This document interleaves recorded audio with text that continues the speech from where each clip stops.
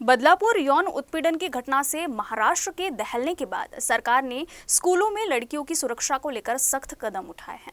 अमरावती में पुलिस द्वारा good touch और बैड टच के बारे में जन जागरूकता की जा रही है। साथ ही लड़कियों से भी संवाद किया जा रहा है ताकि सुरक्षा का माहौल रहे।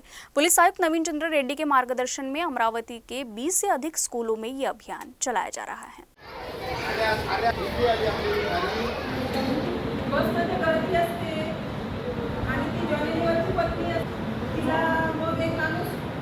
टच करतो बॅक टच आणि मग ती मोठी पिन काढते आणि त्याला चांगलं टोचून देते। 1 2 3 पण एवढे मुली नसतात तिथे ओरडायला फक्त एकीलाच असते। कोण ओरडून दाखवणार जोरात? महिलांच्या सुरक्षेसाठीचा हा उपक्रम आहे, ज्यामध्ये आम्ही कोतवाली पोलीस स्टेशन हद्दीतील सर्व शाळा कॉलेजेसला व्हिजिट देऊन त्यांना अवेअर करत आहोत।